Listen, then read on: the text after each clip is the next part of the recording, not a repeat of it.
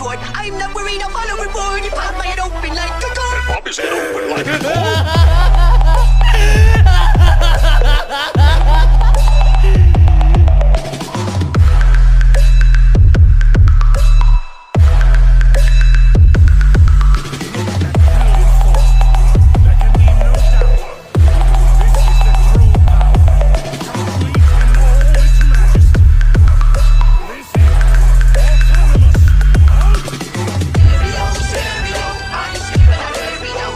इस एपिसोड की स्टार्टिंग में हम देखते हैं गोकू को, सुप्रीम गोकू को।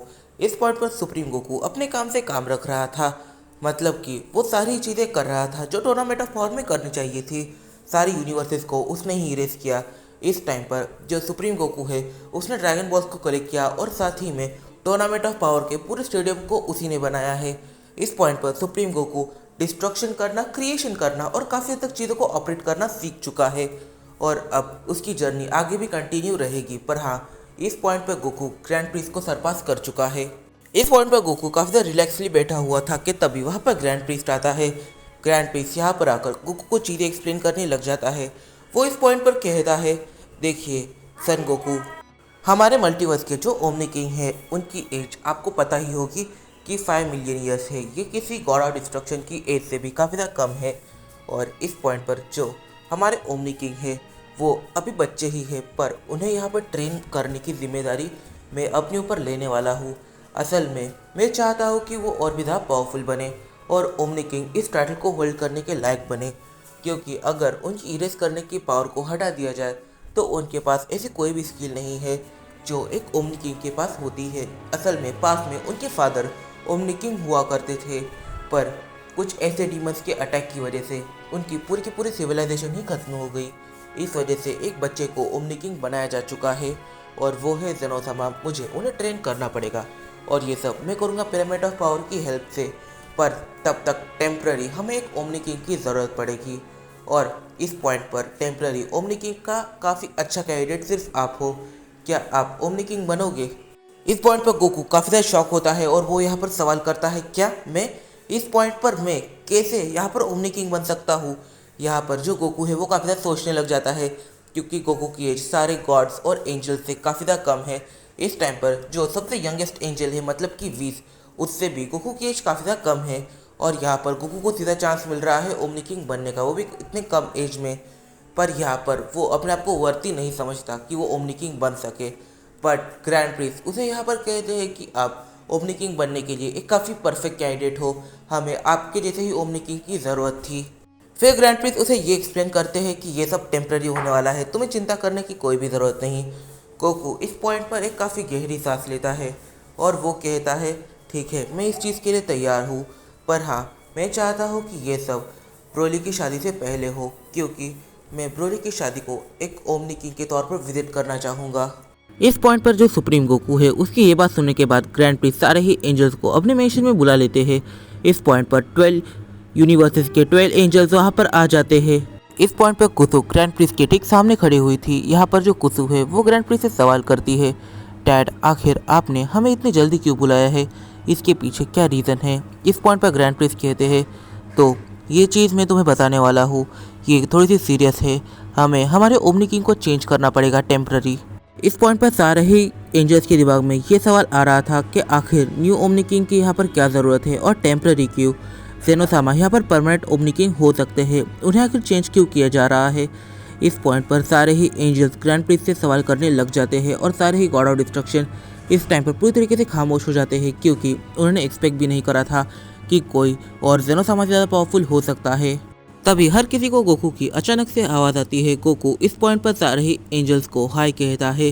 सारे ही एंजल्स एक बार मुड़कर गोकू की तरफ देखते हैं। यहाँ पर गोकू चल के उनकी तरफ आ रहा था। वो एकदम से ग्रैंड प्रिंस के ठीक सामने जाकर खड़ा हो जाता है और ग्रैंड प्रिंस इस पॉइंट पर हल्की से कहते हैं, अब से सन गोकू हमारा न्यू ओमनी किंग होने वाला है कुछ टाइम के लिए, जब तक ज़ेनोसामा और मैं हमारी ट्रेनिंग को कंप्लीट नहीं कर लेते। तभी वहाँ पर ज़ेनो और उसके गार्ड्स आ जाते हैं। इस पॉइंट पर गोकू और ज़ेनो ये दोनों ही हाथ मिलाते हैं। इस पॉइंट पर गोकू ज़ेनो कुछ बातें करते हैं और यहाँ पर जो ग्रैंड प्रीस्ट है वो ज़ेनोसामा के जो बॉडी गार्ड्स है उन्हें कुछ चीज़ों को एक्सप्लेन करता है और फिर रिचुअल को स्टार्ट करने का टाइम होता है। और ग्रैंड प्रीस्ट रिचुअल को स्टार्ट कर देता है। इस रिचुअल में ग्रैंड प्रीस्ट अपनी पूरी पावर के अंदर चले जाता है। वो एक काफ़ी वियर्ड डांस करने लग जाता है। वो ज़ोर ज़ोर से चिल्लाने लग जाता है। सारे ही एंजल्स इस पॉइंट पर कांपने लग जाते हैं। और यहाँ पर जो ग्रैंड प्रीस्ट है वो एकदम से गोकू के पास आता है और उसके सर पर हाथ रखता है। पर जैसे ही वो गोकू के सर पर हाथ रखता है, ग्रैंड प्रीस्ट पूरी तरीके से बेहोश हो जाता है। तभी गोकू के पास एक थंडर आकर गिरती है। जब गोकू के पास वो थंडर आकर गिरती है तब गोकू का पूरा लुक ही चेंज हो जाता है। उसके वो कपड़े बन जाते हैं जो कपड़े जेनो हमेशा पहने रखता है। इस पॉइंट पर जो गोकू है वो एक ट्रू गॉड लगने भी लग जाता है, एक सुप्रीम गॉड। और अब गोकू बस नाम का सुप्रीम गॉड नहीं रह गया, अब वो ट्रू सुप्रीम गॉड बन चुका है। इस पॉइंट पर जेनो और ग्रैंड प्रीस्ट ये दोनों ही चले जाते हैं पिरामिड ऑफ पावर के अंदर। और जो जेनो के गार्ड्स है वो इस पॉइंट पर पिरामिड ऑफ पावर के सामने खड़े हो जाते हैं। देखो, जेनो यहाँ पर पावरफुल नहीं है, इस रीज़न की वजह से उसे गार्ड्स की ज़रूरत है। अगर वो पावरफुल होता तो फिर उसे गार्ड्स की ज़रूरत बिल्कुल भी नहीं पड़ती।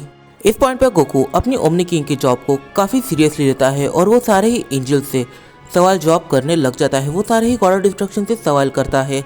पर यहाँ पर वो एक चीज़ नोटिस करता है कि यूनिवर्स 7 से गॉड ऑफ डिस्ट्रक्शन नहीं आया है। इस पॉइंट पर यूनिवर्स 6 से एंजल आई है, क्योंकि यहाँ पर जो यूनिवर्स 7 का गॉड ऑफ डिस्ट्रक्शन है वो काफ़ी ज़्यादा बिजी है। और इस पॉइंट पर उस गॉड ऑफ डिस्ट्रक्शन ने यानी कि वेजिटा ने ग्रैंड प्रीस्ट से इस बारे में बात कर ली थी। इस वजह से ग्रैंड प्रीस्ट ने वेजिटा को कुछ भी नहीं कहा। इस पॉइंट पर गोकू जैसे थोड़ी देर के लिए भूल गया था कि वो इस पॉइंट पर ओमनी किंग है और उसके दोस्त की शादी है।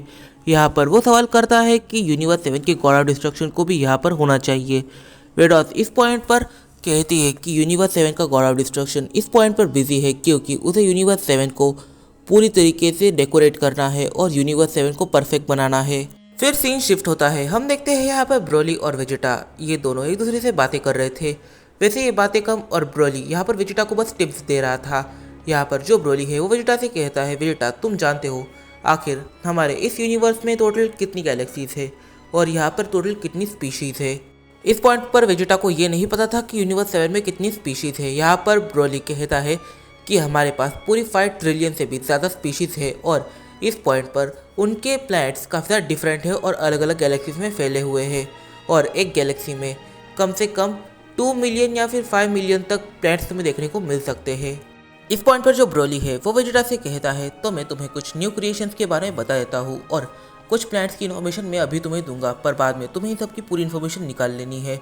सबसे पहला आता है प्लैनेट सलाला। इसके बारे में तुम जानते ही हो, इसे हमने यूनिवर्स 6 से यहाँ पर टेलीपोर्ट कराया और ये एक सेन प्लैनेट है जहाँ पर तुम्हारे और मेरे जैसे सेंस रहते हैं। तुम इसे कभी भी डिस्ट्रॉय मत करना। और जो सेकेंड प्लैनेट है वो काफ़ी ज़्यादा डिफरेंट प्लैनेट है, इसे हाल ही में क्रिएट किया गया है। इसका जो टाइम लेवल है वो काफ़ी ज़्यादा डिफरेंट है, क्योंकि इसका जो टाइम लेवल है वो ऐसा काम करता है। चलो मैं तुम्हें एक एग्जांपल देता हूँ। अगर प्लैनेट सलाला पर किसी बच्चे का जन्म होता है और एक बच्चे का जन्म उसी टाइम पर इस प्लैनेट पर होता है, तो फिर जब प्लैनेट सलाला का बच्चा पूरे 40 ईयर्स का होगा तब इस प्लैनेट का बच्चा पूरे 4000 ईयर्स का होगा। यहाँ पर काफ़ी बड़ा डिफरेंस आता है, क्योंकि जो बाकी दुनिया के लिए, जो बाकी पूरे यूनिवर्स के लिए 10 साल के बराबर है, वो इसके लिए 1000 साल के बराबर है। तुम यहाँ पर ये देखो कि टाइम का कितना बड़ा गैप आ रहा है। इस पॉइंट पर जो वेजिटा है वो ये कहता है कि शायद से मैं ऐसे ही प्लैनेट के एक कैरेक्टर से मिल चुका हूँ। उसका नाम हिट था। वैसे उसकी एज 2000 ईयर या फिर 2500 ईयर्स ऐसी कुछ थी। उसकी एज सुनकर वे भी थोड़ा बहुत शॉक रह गया था, पर वो एक बच्चा था, मतलब कि उसकी भी सिचुएशन कुछ ऐसी ही है। इस पॉइंट पर ब्रोली वेजिटा से कहता है, ये जो टाइम जोन है इनका टाइम जोन काफ़ी ज़्यादा डिफरेंट है और बाकी पूरे यूनिवर्स का टाइम जोन डिफरेंट है और अलग अलग प्लैनेट्स का भी टाइम जोन डिफरेंट हो सकता है। कहीं पर रात हुई है तो कहीं और दिन होगा, कहीं पर कुछ और चल रहा है तो कहीं पर कुछ और चलेगा। हर जगह पर एक टाइम बिल्कुल भी नहीं रहता। और इस पॉइंट पर ये जो प्लैनेट है ये सबसे पीछे टाइम में चलता है और इस प्लैनेट को सबसे पहले सुप्रीम काय ने जब बनाया था तब इसकी कॉपी यूनिवर्स 6 में भी बनाई गई थी, पर पीरस ने यूनिवर्स 7 वाले इस प्लैनेट को पूरी तरीके से इरेज कर दिया और सुप्रीम काय ने अब इसे रिक्रिएट करा है। आगे ब्रोली ये भी कहता है कि असल में पीरस जिस सिविलाइजेशन से बिलोंग करता था और उसका जो होम प्लैनेट था वो वैसे तो पीरस ने पूरी तरीके से इरेज कर दिया है, बट हाँ उसने एक चीज़ को इरेज नहीं करा था, उसके फादर की ग्रेव को। और उसके फादर की ग्रेव ये अपने आप में एक काफ़ी अलग चीज़ थी, क्योंकि उसके फादर को अल्ट्रा ईगो आती थी। इस पॉइंट पर ब्रोली आगे ये कहता है कि यूनिवर्स 7 का जो गॉड ऑफ डिस्ट्रक्शन है वो असल में बीरस ना होकर उसका फादर होने वाला था, बट पीरस के फादर ने अपनी इस चांस को गवा दिया और अपने बेटे को गॉड ऑफ डिस्ट्रक्शन बनाया। उस टाइम पर जो वेडॉस है उसने इस रीज़न की वजह से जो पीरस का भाई है यानी चांपा उसे गॉड ऑफ डिस्ट्रक्शन बनाया। पीरस की सिविलाइजेशन को रीसेट कर दिया गया है और अब वो धीरे धीरे आगे बढ़ रहे हैं और इस पॉइंट पर उसकी सिविलाइजेशन जब अपने पीक पर थी तब मैं उस प्लैनेट को एक बार विजिट कर चुका हूँ और तब मैंने जो पीरस का फादर है उसकी काफ़ी बड़ी स्टैचू वहाँ पर बनवाई थी बस उसके रिस्पेक्ट के लिए और इस रीज़न की वजह से तुम्हें उस प्लैनेट को भी इरेज नहीं करना है। इस पॉइंट पर जैसे ही ब्रोली ये सारी चीज़ें बता रहा था वेजिटा एकदम से एक इविल स्माइल करता है। यहाँ पर वो ब्रोली की तरफ देखता है। इस पॉइंट पर ब्रोली उससे सवाल करता है क्या यहाँ पर मैंने कोई जोक कहा है। इस पॉइंट पर वेजिटा कहता है नहीं तुमने कोई भी जोक नहीं कहा। पर यहाँ पर वेजिटा के माइंड में ये चल रहा है कि ब्रोली आखिर यूनिवर्स 7 में कब तक रहेगा। जब तक ब्रोली यूनिवर्स 7 में रहेगा तब तक वो प्लैनेट पूरी तरीके से सुरक्षित है। पर जैसे ही ब्रोली गॉड रेल्म की ओर निकल लेगा मैं सबसे पहले जाकर उस प्लैनेट के लोगों को एक तो तकलीफ दूंगा या फिर उस प्लैनेट को पूरी तरीके से इरेज कर दूंगा। आखिर उसे भी पता चले कि आखिर हम सेंस के ऊपर क्या बीती थी। इस पॉइंट पर ग्रेनोला थोड़ा सा दूर खड़ा था और वो ब्रोली के पास आता है। वो इस पॉइंट पर ब्रोली से कहता है आपने इस पॉइंट पर वेजिटा से जो भी कहा मैंने सारी चीज़ें सुन ली है, तो क्या आप मेरे प्लैनेट को भी रिक्रिएट करवा सकते हो। इस पॉइंट पर जो ब्रोली है वो हंसता है। वो कहता है वैसे तुम्हारे प्लैनेट को भी रिक्रिएट किया जा चुका है पर वहाँ पर कोई भी ऐसा नहीं रहता जिसे तुम जानते हो। इस पॉइंट पर जो ब्रोली है वो ग्रेनोला की तरफ देखता है और कहता है ठीक है तुम्हारे प्लैनेट को रिक्रिएट किया जा चुका है पर वो अपनी स्टार्टिंग स्टेज में है। अभी वहाँ पर कोई भी ऐसा बीइंग नहीं है जो काफ़ी ज़्यादा पावरफुल हो, यानी एक सिंपल कैरेक्टर भी वहाँ पर नहीं है जो तुम्हारी तरह दिखता हो। वहाँ पर इस पॉइंट पर जो पानी है वहाँ पर सारी चीज़ें पल रही है। वो प्लैनेट अपनी शुरुआती स्टेज में है। उसे जिस स्टेज में तुम अभी हो वहाँ तक पहुँचने में कम से कम 5 मिलियन ईयर्स तो आराम से लगेंगे और 5 मिलियन ईयर भी मैंने काफ़ी जल्दी बोल दिया। इस पॉइंट पर जो वेजिटा है वो एकदम से ग्रेनोला की तरफ देखता है और एक इविल स्माइल करता है। इस पॉइंट पर जो ग्रेनोला है वो देखते ही समझ जाता है कि वेजिटा इस पॉइंट पर ऐसा क्यों कर रहा है।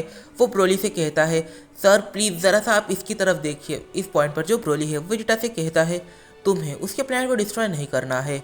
इस पॉइंट पर जो वेजिटा है वो कहता है हाँ ब्रोली मैं उसके प्लान को डिस्ट्रॉय नहीं करूँगा, जब तक तुम यहाँ पर हो तब तक तो बिल्कुल भी नहीं। ग्रेनोला कहता है मतलब कि आपके जाने के बाद मेरे प्लान को डिस्ट्रॉय करेगा। इस पॉइंट पर वेजिटा ग्रेनोला से कहता है देखो तुम एक सिंपल मॉर्टल हो और मैं गॉड ऑफ डिस्ट्रक्शन। उस प्लैनेट को इरेज करना है नहीं करना है ये सारी चीज़ें मैं खुद देखूंगा। तुम्हें इन सारी चीज़ों में पढ़ने का बिल्कुल भी हक नहीं है।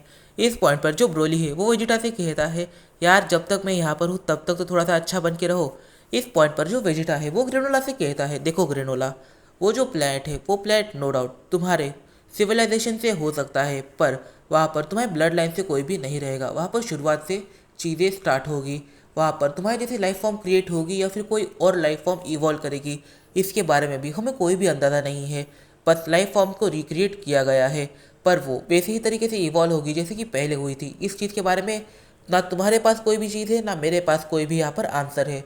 तो फिर तुम और मैं हम दोनों यहाँ पर बस वेट ही कर सकते हैं। और तुम एक मॉडल हो, तुम वाकई में 5000 ईयर्स तक सर्वाइव कर सकते हो और यहाँ पर मैं 1000 ईयर्स भी बोल रहा हूँ, यहाँ पर मिलियन ईयर्स आराम से लगेंगे। इस पॉइंट पर इस वीडियो में काफ़ी तरह से निकल के आते हैं। सबसे ज़्यादा यहाँ पर ये निकल के आता है इस पॉइंट पर गाइस ने क्रिएशन कर करके पूरे यूनिवर्स 7 को ही जाम कर दिया है। मतलब कि जिन सिविलाइजेशन को बीरस ने इरेज किया था उन लोगों ने इन सारी चीज़ों को रिक्रिएट करने की कोशिश करी है और यहाँ पर जिन स्पीशीज़ को साइंस ने इरेज किया था उन सारी स्पीशीज़ को वापस से रिक्रिएट करने की कोशिश की जा रही है। जैसे कि प्लैनेट यार्डार्ट और काफ़ी हद तक जो ग्रेनोला की स्पीशीज़ है उसे भी रिक्रिएट करने की कोशिश कर रहे हैं।